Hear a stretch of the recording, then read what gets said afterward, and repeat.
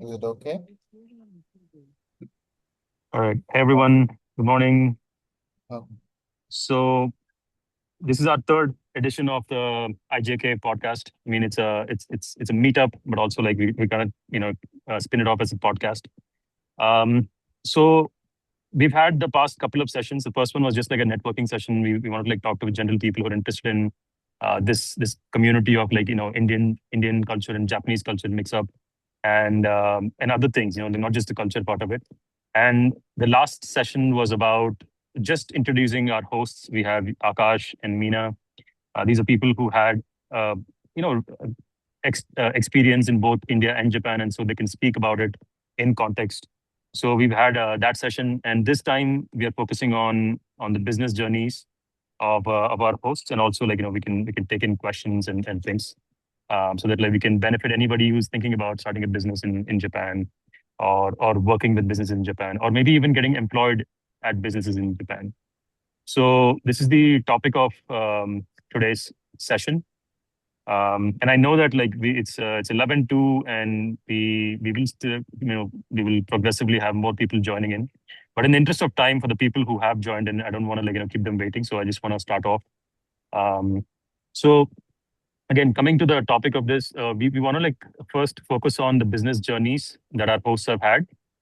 So I'll basically like we'll talk about that a little bit, and then we'll talk about like some general principles or like general observations that you'll find if you were to look into businesses in Japan, or if you were planning to start a business in Japan. These are things that you would want to know. So we'll focus on that. But in the meantime, if you guys have any specific questions about this, as long as it's on topic, then I would love to have you, type that out in the chat. Um, Please keep your mics muted. We want to, we will probably have some time at the very end to have like more open conversation. Until then, please keep your mics muted. And then if you want to say something, just put it in the chat, and we'll get to it. Um, so yeah, so now that the context is set, I want to like start off with asking both Akash and Meena to like share your journey so far as entrepreneurs, because like both of you guys own and run businesses, some business in India, some business in Japan. So I want you guys to like introduce, I mean, maybe there are some people joining in for the very first time. Maybe quickly introduce yourself, like maybe keep it brief, like maybe under a minute, and then you can explain your business journeys. So I don't know who wants to go first, Akash or Meena. Akash, you can go first. okay. Thank you, Mina. Thank you, Raghav.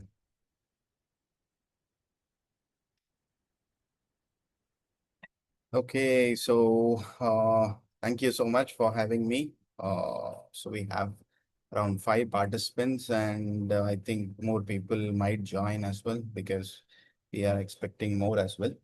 Okay, so quickly, my introduction and then getting into the Japanese businesses. Okay, am I audible, right? No issues, Yeah, yeah, right? yeah. Yeah, okay, thank you. So, my name is Akash. So, I lived in Japan for 12 plus years. Okay, so I moved to Chennai last year. So, Chennai is my hometown. So, I moved back to Chennai last year. I have started this business and management consultant company in India. So I'll be the consultant between India and Japan, uh, all these relations, and any businesses who are planning to join India or penetrate India from Japan, and vice versa from India to Japan as well. So these things are there currently with us. And in that particular, in 12 years when I was living in Japan, so I was studying and working as well. So I'm doctorate in Department of Nanoscience and Nanoengineering. So after that, I worked in Bosch for 6 years. And in that particular journey, in this studying and working journey, so I started my sole proprietor company in Japan. Okay. So in that sole proprietor company, I was delivering services for different country people, um, like a service-based company. So where if they wanted any service in Japan, for example, if you send a mail and if you didn't get a reply, then I can pitch in and get some replies or get the business done instead of you. And these kind of services was pretty new at that time, like 7 to 8 years ago in Japan, because many from West side and Asian side as well, they wanted to enter Japan. They wanted to do business with Japan, but they had a couple of hindrances like language issue and culture issue. So they didn't know like how to approach them or something like that. So all these, if they come in person also, they didn't have proper food as well over here, because even for the non-vegetarian people in India, it is little bit hard to find good food in Japan. So first time it will be like that, but Japanese food is the best in the world according to me. It was the these are the challenges actually. So for starting this kind of service, okay, this is why I started for this kind of services. Okay, so I got registered in certain places, freelancing websites, even in Japan and in common flat platforms like Paper Hour or Upwork or Fiverr or all these places. I have registered myself. From there, I used to get leads and then get the work done for them in Japan. Within 1 or 2 days, I can do, and I can earn just like $100, $200 or something like that. So it is pretty easy because I know the language and everything over there. So that was the first thing for the sole proprietor company. Okay. So gradually now that sole proprietor has grown to private limited company, which is like I can call it Kabushiki Kaisha, which is the public limited company. So public or private depends on whatever you choose actually. So it's called as Kabushki Kaisha. So we have registered. So in that we are doing this kind of consultancy services and import and exports for different products from Japan to India. Yeah, this is my short journey of businesses between India and Japan. By the way, do you also want to maybe quickly touch on Bumbo Stationaries and Zen Edge? And Okay. Okay, so uh,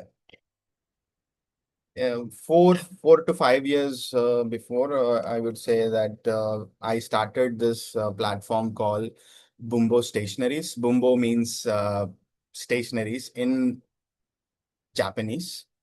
Okay, so in this Bumbo Stationaries, we import stationery from Japan to India. Okay, so because Japanese stationaries are the best in the world. Next is German and US, Korea, Taiwan will be there. So Japanese stationery has some particular innovation. It solves a purpose for you. It will solve one particular thing in on your desk. So that is why like I started collecting stationery. So I'm a collector as well for pencils and all these things. And every time when I come to Chennai or to India, people will ask me to get some these particular pens or these particular pencils for drawing or anything like some niche purpose. So I thought like, why can't I start my own brand in India for the stationaries, because I love them as well, and it is quite easy as well to import because we don't have any certificate restrictions and all for this, unless for the baby products or electronics or FMCG products. So we don't have any restriction for pen and pencils or any files, books or anything. So I collected the data first, like what are all Japanese makers are there, and I had a chance to talk with them as well in certain expos over here. and got the connection from them. And then I started this particular platform where we sell Japanese stationeries only in for Indian market. Okay. So we are one of the OGs, I would say, to start this particular Japanese brand in India at that time. So now people started copying us, and one or two brands have come in the market. Yeah. And second one would be the Zen Edge, which we started this year. Zen Edge is the platform where you can purchase Japanese knives, blades, scissors, peelers, where we are focusing on some time-saving accessories for you in kitchen. So that will be our motto and value for this particular brand. So last month the sale has started. Last month we were in Mar and the sale has started. And March when I visited Japan. So this March when I visited Japan, I had contract with certain companies over there. The biggest distributor for these kind of kitchen items, including everything in the kitchen. But we have opted only the anything related to blades. So because as stationeries is pretty famous in Japan, even these kind of sharp knives, blades, cutters, all these things are very famous in Japan. So we have uh, brought this to India for the Indian kitchens. Yeah. Awesome. Thanks so much, Akash. And we'll get deeper into these Yes, things yes. as we Yeah. go in. Sure. Thank you. But I think that should offer like a broad like introduction to who Akash is and what he's been up to. And by the way, Akash also speaks fluent Japanese because he's lived there and he's worked in various things. And I don't know if some of you guys maybe knew, maybe you missed the previous episode where we went in more detail about the post. So yeah, so with that, and maybe Mina, you can offer your introduction and the business journey. Yeah, sure. Hi everyone. My name is Mina. Before I start, I wanted to ask you guys if this is first time for you to join this session. Maybe you can react with the thumbs up. Okay, okay. Thanks for your reaction. Chandra and Yokesh, first time. And even Ashtosh, your first time joiner?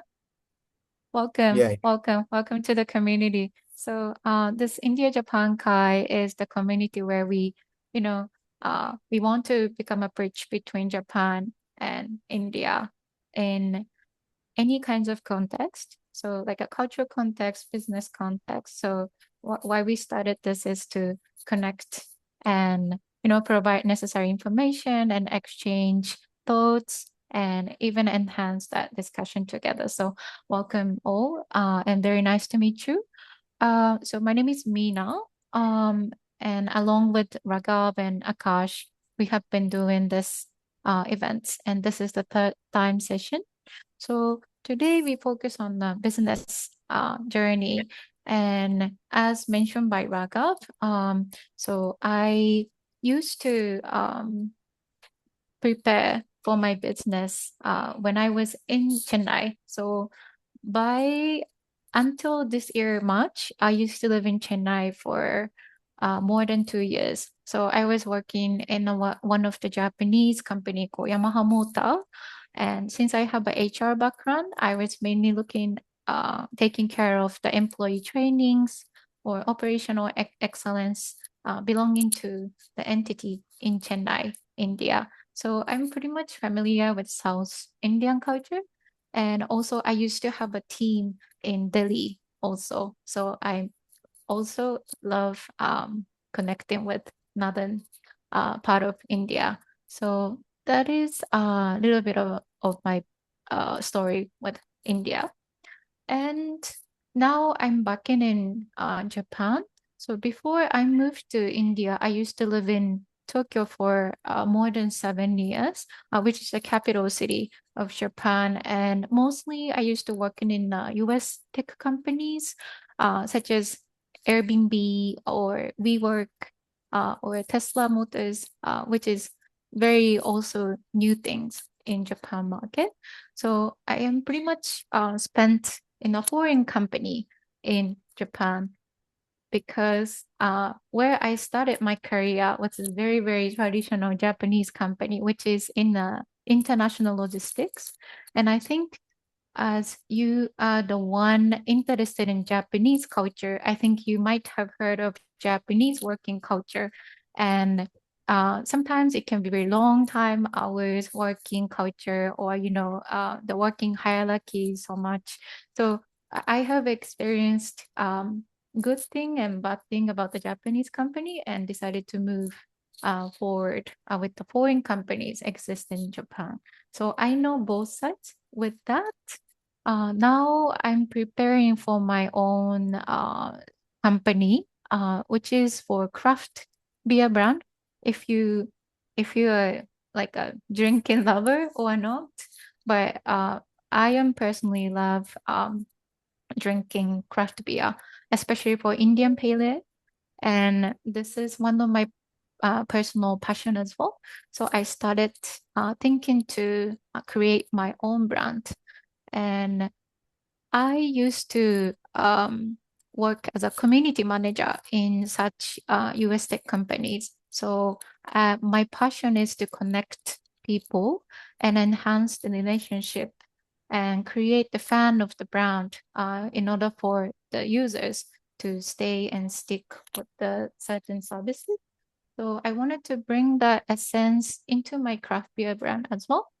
And of course, in near future, I'm going to start this in Odawara, which is very small city near to Hakone, which is very much famous hot springs resort besides Tokyo area. So we can discuss about it more in detail later on. But I am now outskirt of located in outskirt of Tokyo.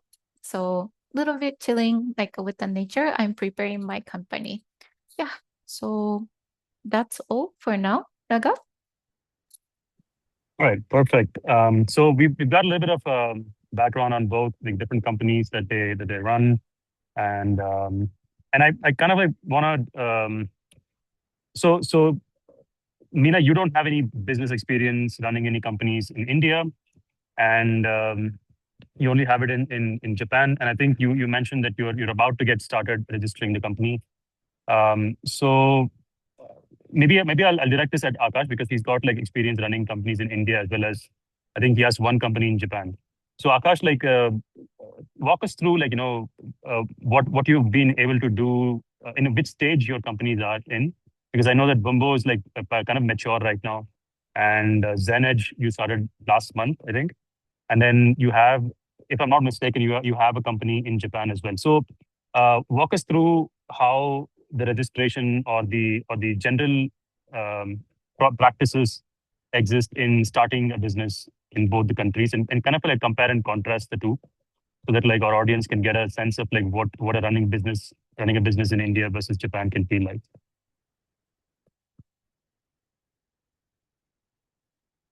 You're on mute, Akash, for that. Sorry. Yeah.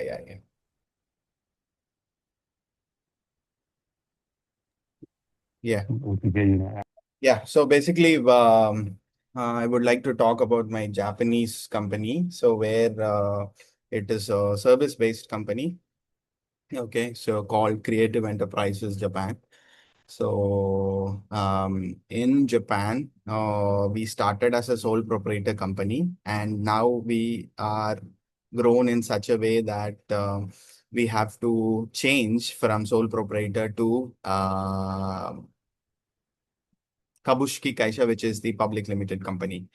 So why this happens is once you cross certain amount of transactions, then you have to grow from sole proprietor to Kabushiki Kaisha. You can call it as KK. Okay, it's very easy for us, KK. So KK Kabushki Kaisha, you have to change. So this one was changed um, very recently from sole proprietor to KK.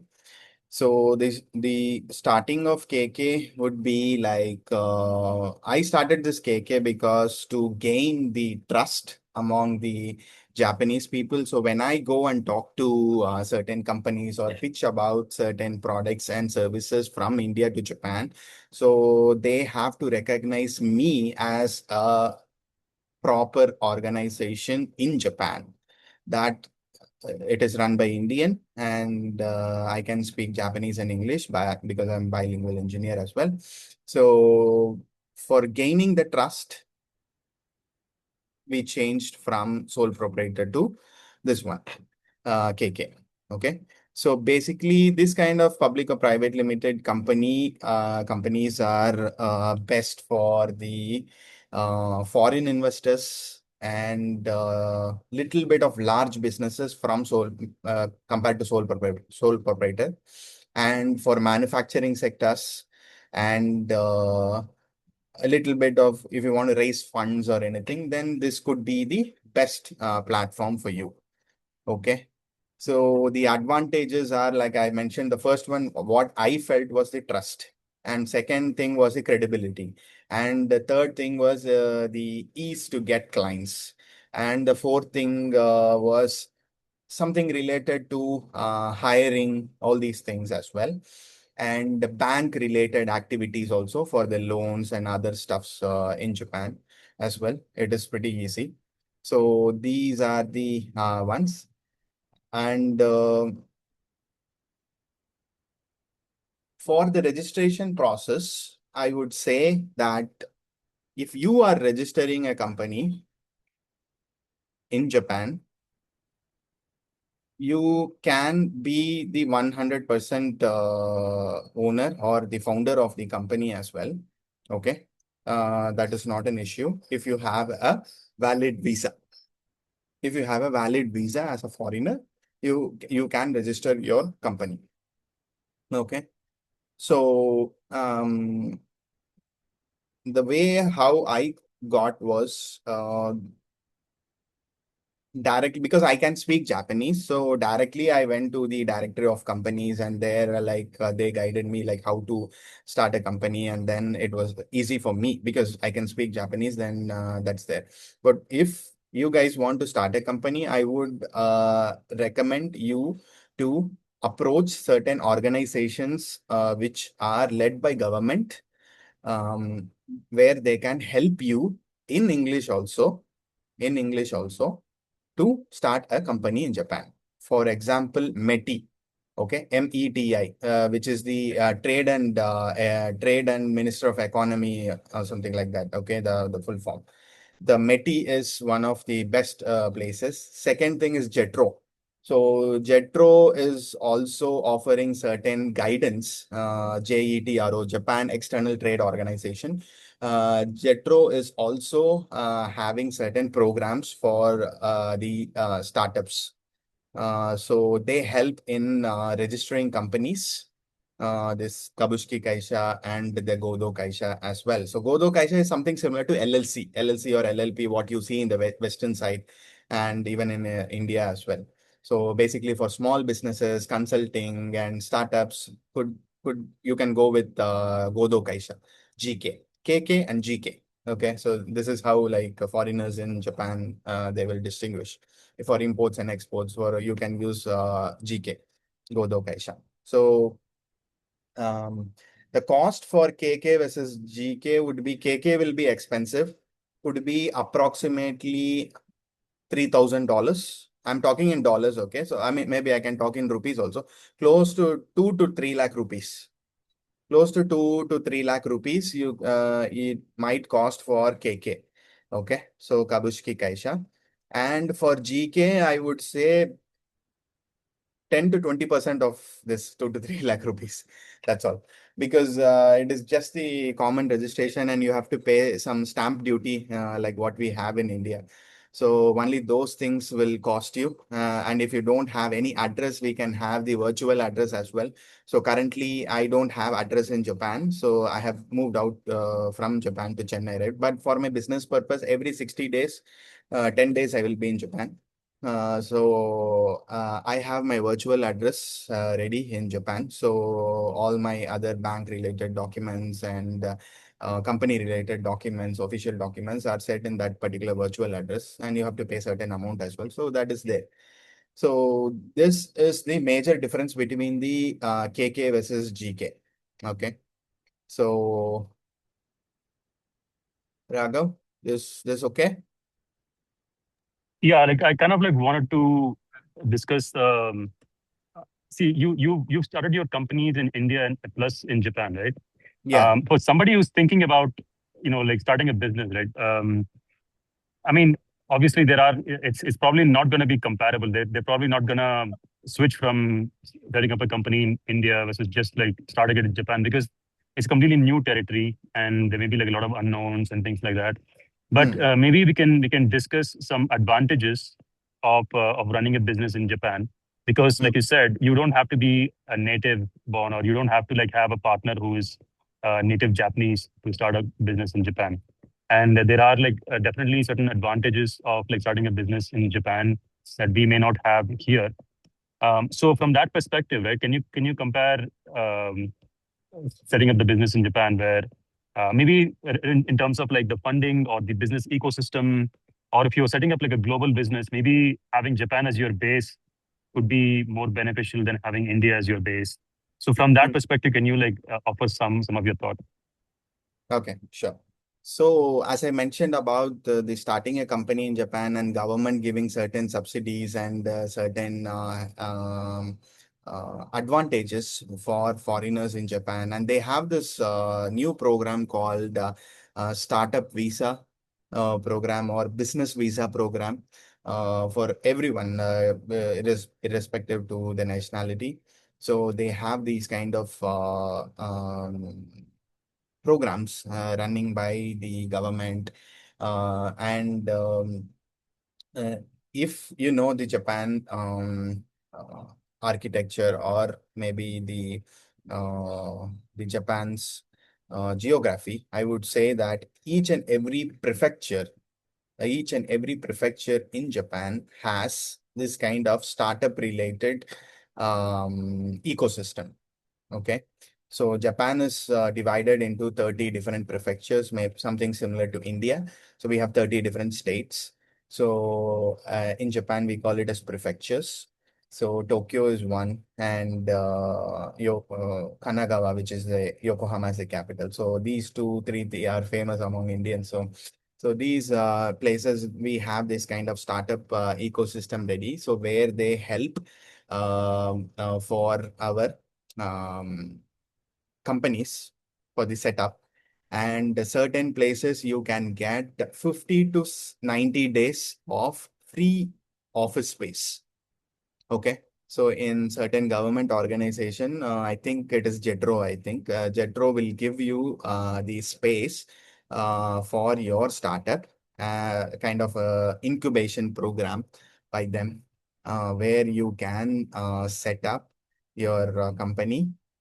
Once the paperwork is completed, or during your paperwork also, you need office space, right, to sit and work over there. So close to 50 to 90 days, which is 3 months, they will offer free office spaces for you, including the internet, the local, the community will be there inside as well, like a free office space. So you can just go and network with anyone, or you can just have a contact with anyone where these kind of spaces are there. So this is only one thing I'm talking about. So each and every prefecture in Japan has these kind of programs running already for the local market and local developments as well. So first they need for the digitalization, AI, and basically softwares. Okay. Initially, I mean, for entering, I would say like these things are main. Uh, they are looking for the opportunities or companies uh, worldwide for implementing these kind of things in Japan. So you can get a great support with these kind of startup visa programs, the JETRO support and prefecture support. And sometimes, depending on the offices, I think JETRO will support this. Depending on the offices, they will introduce you to the VCs as well. Okay. So these kind of VCs you can get for like pre-seed or seed A or seed B rounds. So easily you can get. They have money. Japan has money. They don't know how, where to invest. Okay. They can't speak English. They can't speak English. So they use these kind of organization, government-led organization to introduce so they can gain trust between you and the VC or some other private finance guy or anyone. Once these two are matched, then the things are pretty much easier. So the 50% work is done with the trust itself. So he will be ready. Next is about your product and your market and your numbers. So that's how it is. That's how it is easier in Japan, because they introduce these kind of organization introduce the startup, I mean the VC guys fundings as well to us. So that could be one of the I would say best. Okay, because this kind of ecosystem is set in Japan already. Okay, so in social media also you can see certain Indian entrepreneurs who had visited Japan in business visa or in startup visa to start their company or the dream of Japan through the government organization, and now they are getting fundings as well. So it is very limited to it is very limited, I would say. I mean the uh, people to find because Japan is a very new language or a kind of a very foreign language for Indians still, I would say. So these opportunities and these kind of ecosystems, the processes, what they follow, everything is set and preset in Japan. Okay. In India, I would say that certain things are preset, but it won't run according to the books sometimes. They will say like, okay, it has been changed, it has not updated or something like this. But these processes are common in Japan, and to change the process, they need very big kind of change management team for this, and then they will have to change it. So, but in India, nobody cares. So, I would say the startup ecosystem is great in India. I love Indian startup ecosystem, but I would say the processes is very neat and clean in Japan. So anyone can go and inquire. And as I said, these kind of English-led organization, the English-led free consultations for the your startups like Meti, Jetro, and Nedo. Nedo is also one among them, and the local governments as well of Tokyo, Osaka, Fukuoka, Hokkaido, the northern part where you get close to the Russia-China border on the top of Japan. So there also the many opportunities are there, like 6 months completely snow in uh, Hokkaido. So many, I know like two or three Indians in Hokkaido who started their company there, and they are running successfully with their AI projects. All three are AI companies. Yeah, AI related software companies. Yeah. So these are the opportunities for you to explore Japan and get introduced to Japan and sushi and uh, other samurai activities. Sumo as well. Yeah. Yeah.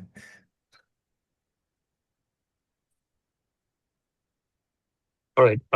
Thanks a lot, Akash. Like, one thing I wanted to maybe mention as a contrast is if you, in India, the problem is that there are opportunities, but there's excessive competition. There's way too much competition. But in Japan, right, there are still funding opportunities and all these things.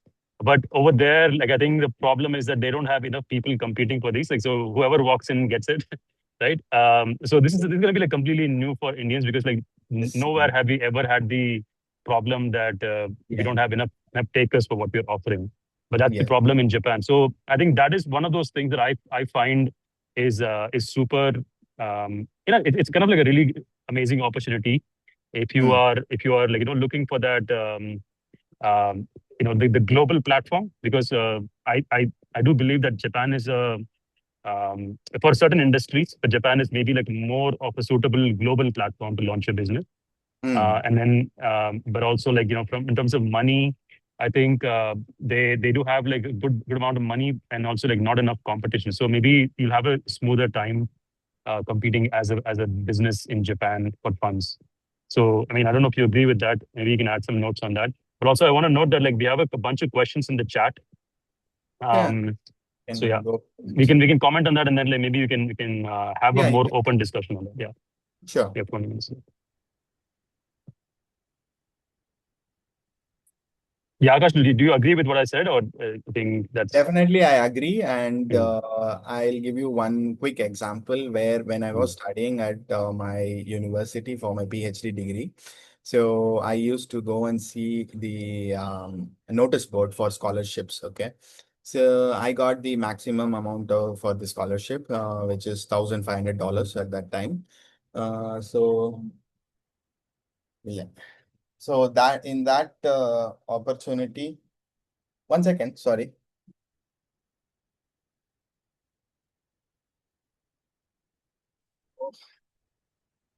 Yes, I think you know. Sorry, நான் கொடுத்தேன் விட்டுட்டு வந்துட்டேன். சரி நான் ஒரு 12 மணிக்கு கொண்டு வந்து கொடுக்குறேன் சார். இது முடிஞ்சிடும் 4 மணி வரைக்கும்.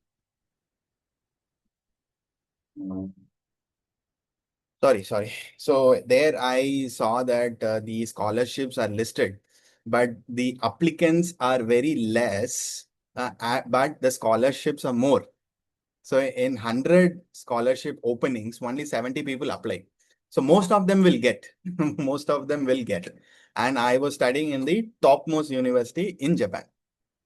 So there also these kind of fundings are there, and each and every company has to do some kind of CSR activities, corporate social relationship.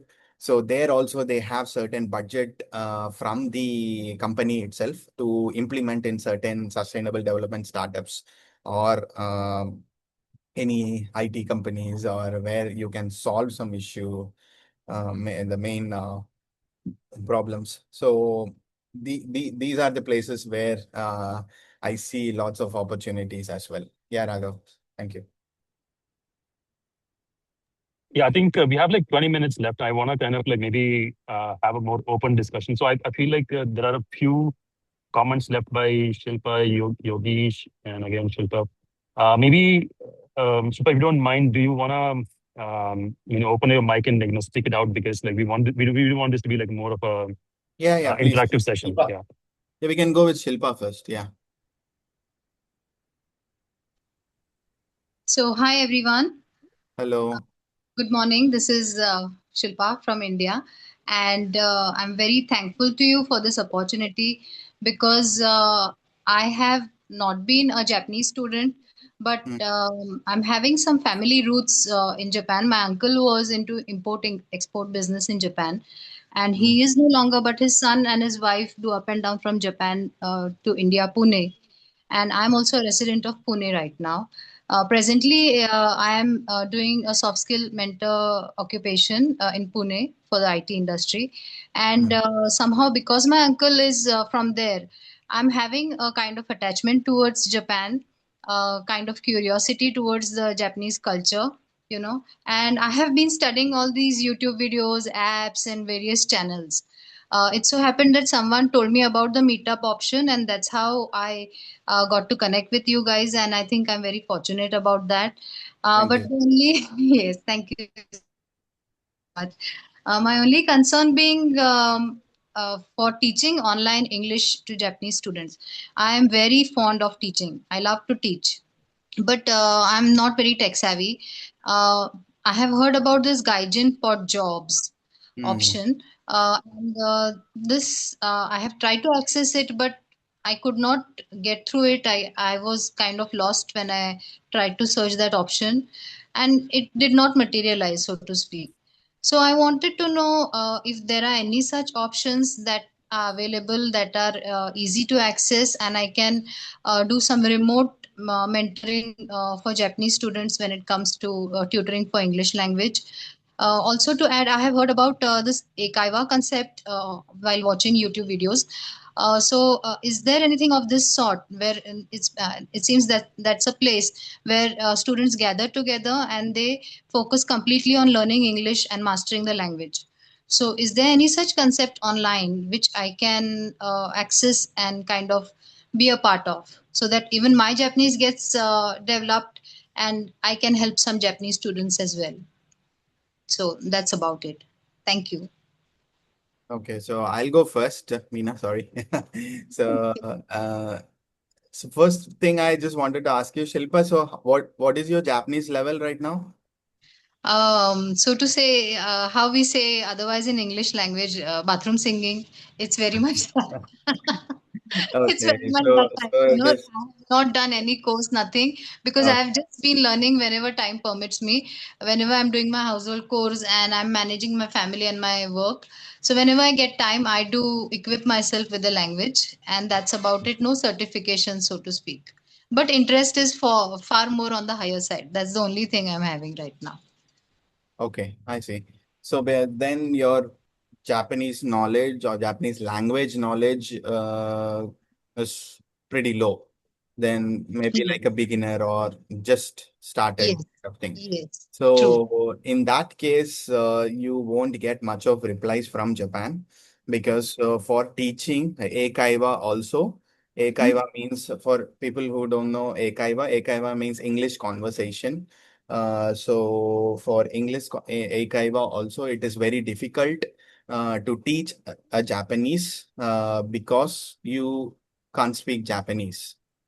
Okay. So you have to make him understand what is the grammar behind that sentence. True. So you have to speak at least some basic Japanese to make the opposite person understand, right? Okay. True. So True. that is lacking. Correct. I think Correct. so.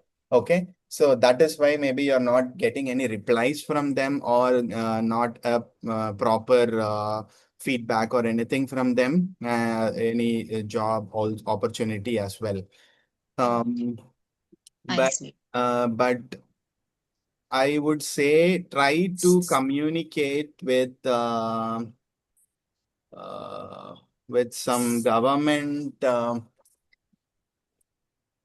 even government in certain places they have their ward offices. Okay, each and every prefectures they have their ward offices. Okay, in that ward offices you can contact and you can ask them about these kind of opportunity. Okay, they Okay. might help you with this thing.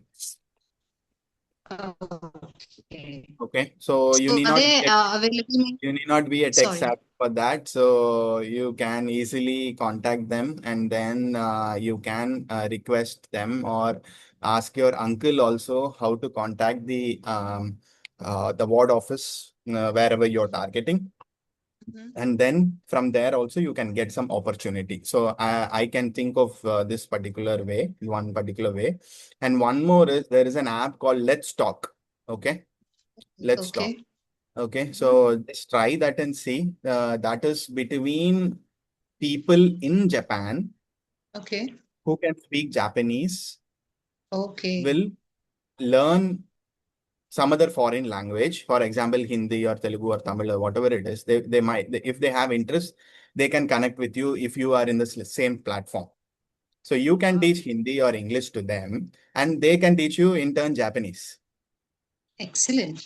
Thank you. Yeah. That was really helpful. Yeah. So I recently came across this platform called Let's Talk. Okay, Okay. so maybe I will just post this thing in the group as well in IJK Certainly, that would community help. as well, the WhatsApp group. so you can get through that as well. Okay, so these Sure. are the two things. Mina, if you want to add anything, you can add. Yes. Yeah, of course. So, Shilpa, so my question would be, so you mean to teach English online only, right? So you are Yes. not targeting to move or, you know, relocate to Mm, Japan itself, but you are going to based in Pune, and at the same time you're going to teach English and true. hopefully get some Japanese knowledge too, correct? Exactly. Yes. Yes. Okay, That's true. okay. Yeah, so adding on to Akash Yes. idea, I also have one recommendation. So there Hmm? is a Japanese startup company called Rare Job. So Okay. that is like a domestic player. They are promoting online English learning to Wow. Japanese people. So they grow their business since the pandemic happened. So I think they have been existing for a while.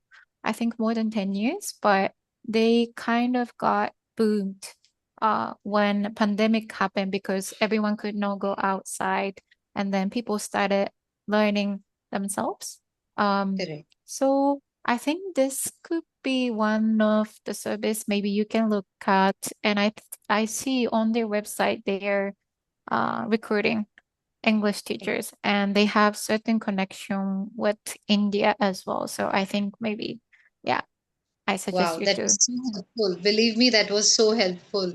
You guys have made Mhm. my the question that I had in front of my eyes come to something that is very practical, because I was wondering, will this ever Mhm. be possible? Being the fact, like Right.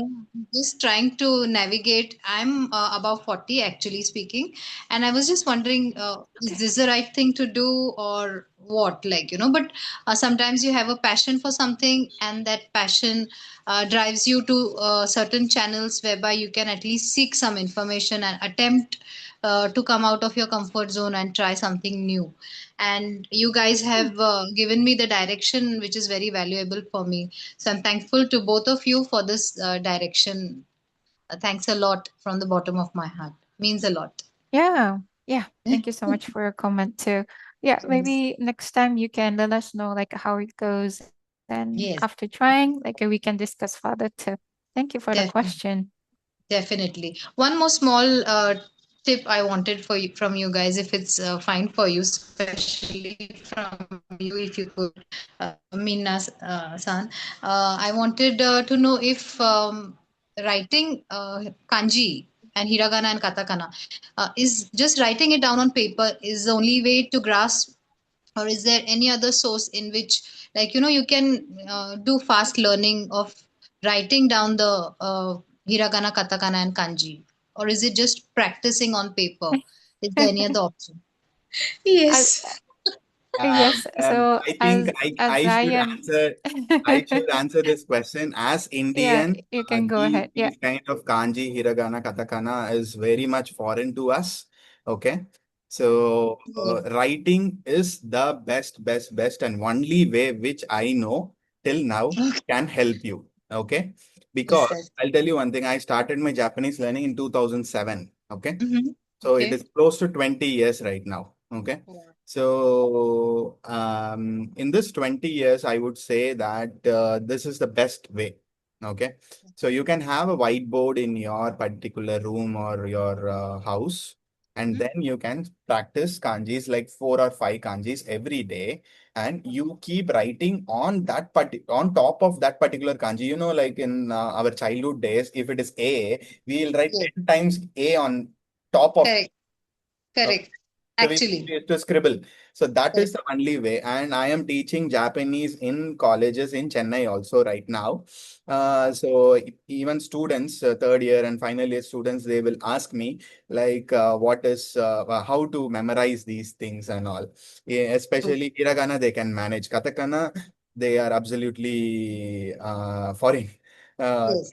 Suddenly they will stop. They will be reading one sentence. If katakana comes, they'll stop and see my face. So, so these things happens. Yes. So I will tell them practice writing. That's all. Mina, True. if you want, Because you can add anything. Yeah.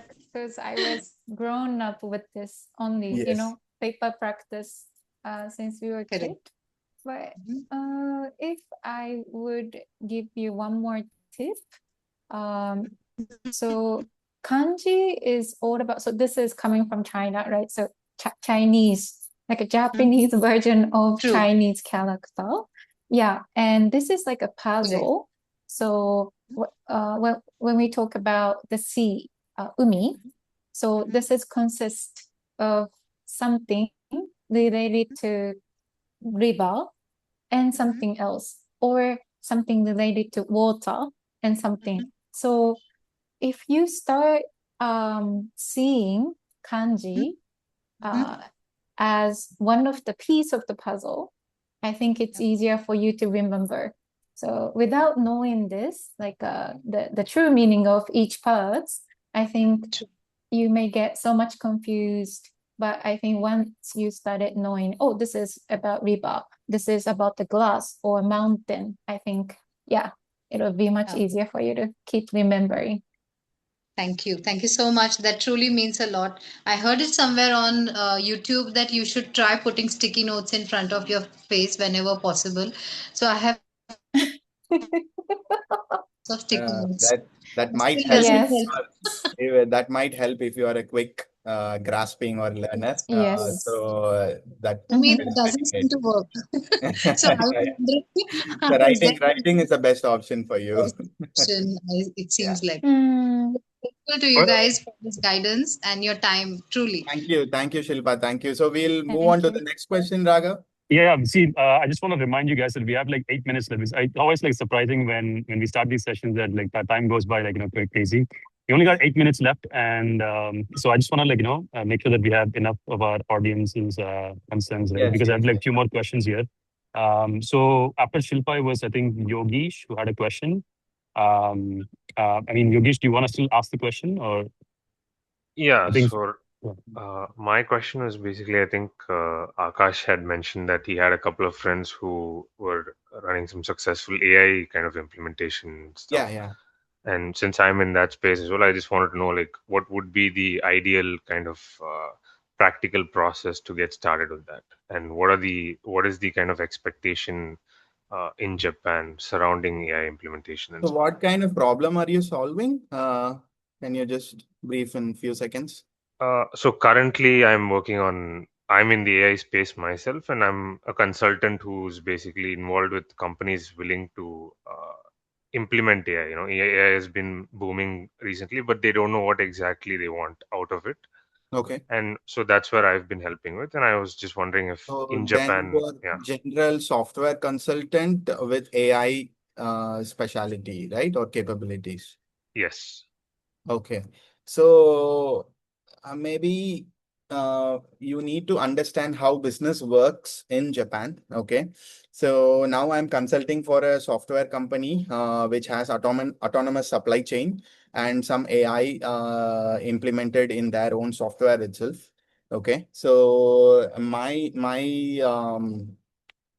suggestion is I would say that you just learn that what kind of softwares currently the companies are using. Like if MNCs are your target customers, so you have to understand whether they are using SAP or any other CRM tool or Odoo or any Zoho or anything like that. And from that, you have to get certain inputs and then try to implement your solutions over there, actually. So this is the only way. And to contact that particular company is a very challenging thing. So you can do one thing where you can attend some expos in Japan where you can get very good valuable leads, okay, in all the kind of tech platforms like Sushi Tech or Techno Japan, or 3 or 4 expos are there. So very good places where you can check these kind of platforms and get some details on AI. And people are targeting more of digitalization. Okay, they want to digitalize themselves because the manpower is depleting in Japan, and they want to focus more on these kind of AI and certain things where they can cut their human efforts. Okay. So this is one particular or couple of things what I know. And so my targeting is a little bit different because they wanted to target companies which are outside Tokyo. That is what even I suggested them as well as a business consultant. So that's how I'm working on that particular software side. Okay, got it. Thanks. So basically, expose where companies kind of come to us and they kind of define their Yes, needs, expose basically. and certain common platforms where you can find these companies. You can contact ward office as well for this. Okay, companies who are interested in digitalization platforms, so they will come to ward office if they have any issues. So you can contact them and they might give you some information for this particular penetration.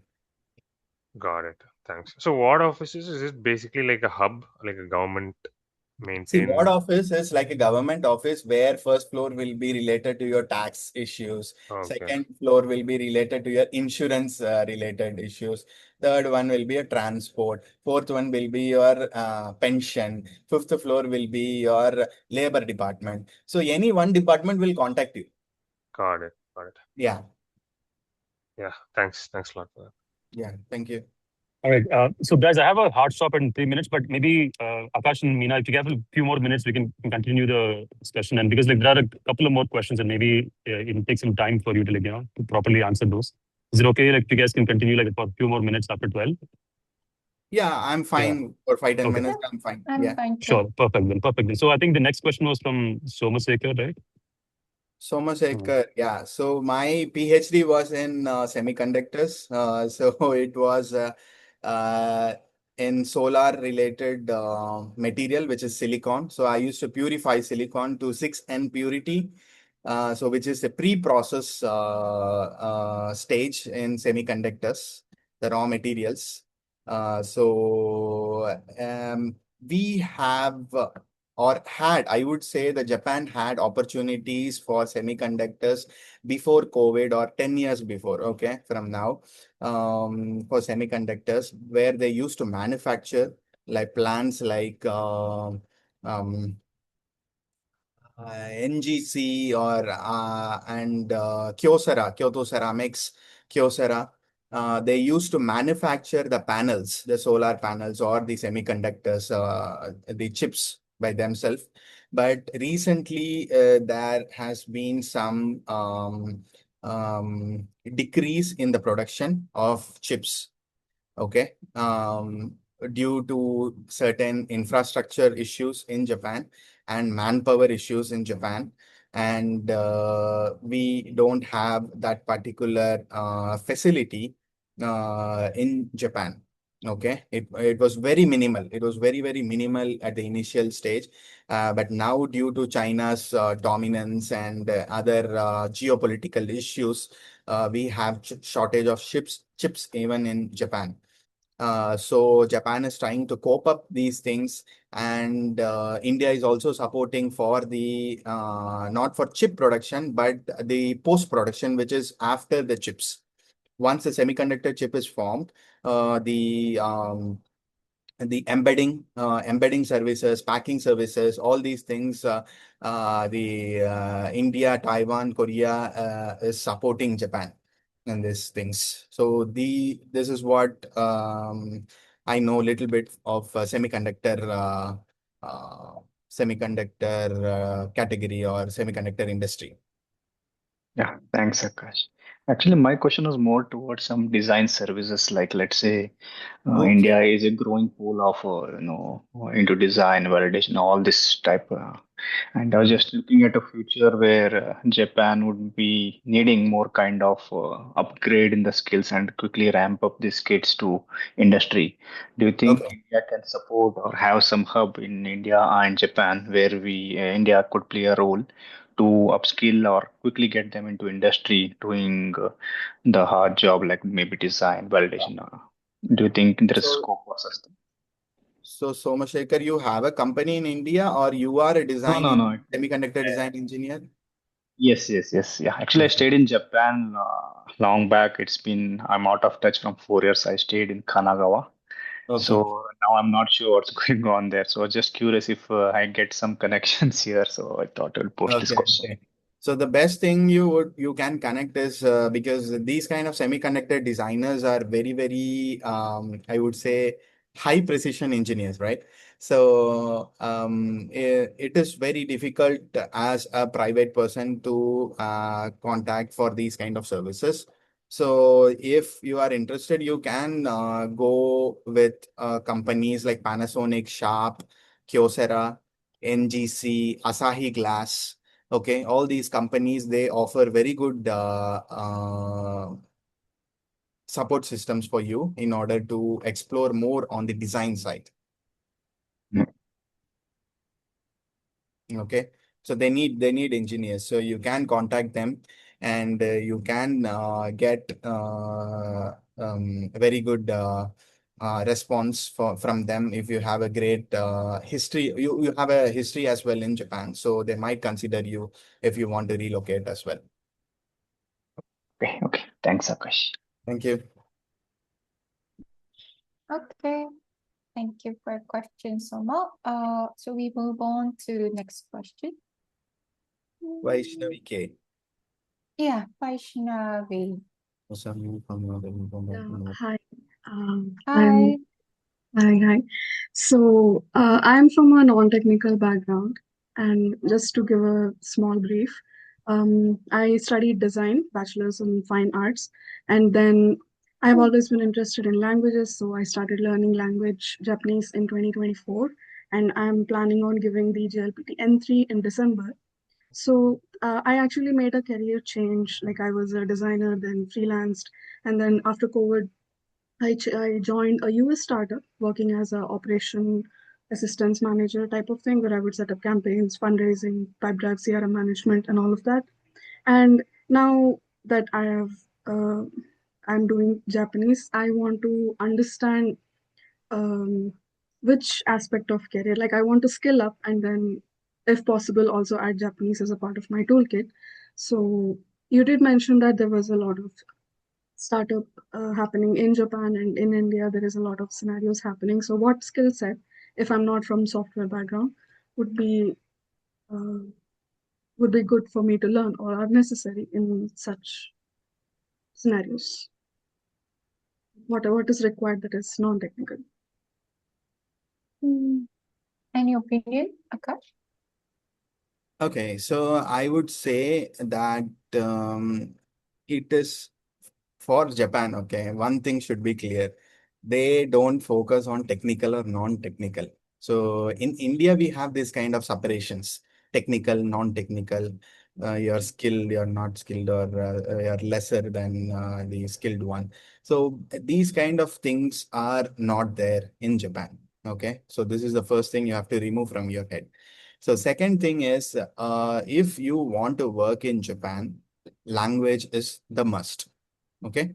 First thing, you can be from IIT or NIT or IAM or IAM or somewhere, but um, first thing they ask you is, can you speak Japanese or not?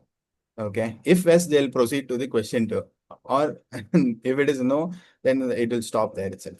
So language is must. So because of that particular language, you can communicate, you can get the work done, whatever it is. What the same work which you are doing right now in India, you can do it in Japan to implement. For example, someone asked about AI, right? The software related. So you can help people like them to implement their softwares in Japan for Japanese clients, okay, by communicating with them and integrating their particular system into the software. Okay. Okay, same thing what you are doing right now, which is the CRM and other coordination issues and admin related things. So the communication management should be strong. Okay, although you are learning Japanese, you have to learn the improve your communication skills. Negotiation skills should be there. Okay, so these two, I think it is main for you in order to have a proper job in Japan relating to your Japanese, whatever you're doing right now. And second thing is you can translate now, because once you clear N3, then you will be eligible to translation. You will be eligible for translation for certain companies in India. Okay, in India for Japanese companies, there are more than 1,500 companies registered in India. Okay, each and every state has close to 100, you can say 50 to 100. Okay, wherever you name, 50 companies a minimum Japanese in India. So you can approach them, and you can contact them for these kind of translation opportunities. Per day, you will get somewhere from 7,500 rupees to 20,000 rupees, close to 10,000 to 20,000, I would say. Easily 10,000 to 20,000 per day you will get for translation. Thank you so much. Yeah. And sorry, just a Yeah. quick follow up to that, if you don't mind. Hmm. If language is not an issue, like how eager are these Japanese companies to kind of not just the one which I mentioned, which was AI, but generally speaking, are they like really eager to kind of integrate these kind of modern services, be it AI or whatever, anything else, or will there be like a normal amount of competition like there is in India? See, from the competition point of view, I would say it is very less than India, okay, compared to India, okay. So about the eagerness, I would say they will listen to you first, okay. They will be ready to listen to you, okay. I would say they are eager. Okay. The majority of the companies are eager. The other set of companies, they don't know how to approach, or they don't want to change anything in their management because they're afraid. Okay. Okay. Because the legacy companies are more in Japan. More than 100-year-old companies are a lot in Japan. If you take the survey in the whole world, more than 100-year-old companies, the count will be more in Japan. Okay. So they will be working in one particular style already. So if they want to suddenly switch to the new working style with automation AI, it is very new to them. It is very alien to them. So we have to educate them, basically. You have to educate them from your point of view. It is how you pitch. Got it. Yeah. So basically they need education. They need numbers, solid numbers. If you use this particular tool, I can save you 3 people. 3 people in Japan is close to 7.5 lakhs in salaries.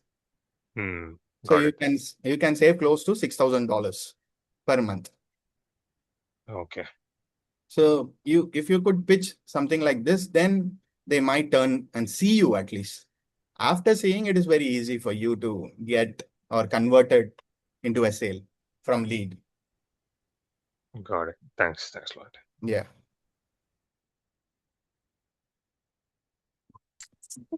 All right, guys. I think, Okay. do we have anything else in the chat? I don't think so, right? Right. I think we covered all the questions.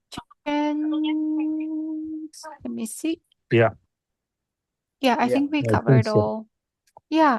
So thank you, Yeah, I mean, everyone. there were for- a few things that we we can wrap wanted to up. cover, but by the way, sorry, there were a few things that we wanted to cover that didn't get into the topic because, like, I wanted to discuss about the culture, the business culture of things, but we were kind of like out of time. But one thing I want to discuss before we close is what I mean. We are doing this on a monthly basis. So whoever is in this call, like if you know that like we're doing this on a monthly basis, we'll have like different topics for each month. And I want you guys to like maybe suggest something that you're interested in that you would like for a future session to focus on as a topic. So if you guys have any thoughts on that, maybe you can quickly mention that here, and we'll do our best to like facilitate that discussion. Yes. So you Yeah. can just So go the through next. and then, yeah, sorry, Mina, please go ahead. Oh yeah. Yeah. So next session would be 16th of August. So we conduct this every month, third week Sunday. So Next session will be 16th of August, starting from 11 o'clock IST. Yeah, so please forward these to your friends and families. If anyone they are interested in Japan or Japanese or the culture, their tech or any other Japan related things or food mainly. So we can come and talk and discuss. So if you have any topics for the future as well, please post it to us. We will definitely consider that and have this kind of session every week. I mean, every month, third week of. Third Sunday of every month. And also, I hope you guys have joined the WhatsApp group. The link to our website is Indo-Japan Kai.com. Indo-Japan Kai.com. I put it in the chat as well. So you can go there and you can see the link to our WhatsApp. If you haven't joined that, please do join that. And over there, you can post your suggestions, and then we'll have everybody else who's also in the community have a look at that, and we can kind of gauge the interest, and then based on that, we can schedule the next session. All right. Thanks a lot for everybody for joining this session. Thanks, Akash. Thanks, Mina, for your time. Thank you. Thank you all. Thank you all. Yeah. Thank you, You guys. everyone. Thank you all. See Have you a next great Sunday. time. Bye-bye. Bye.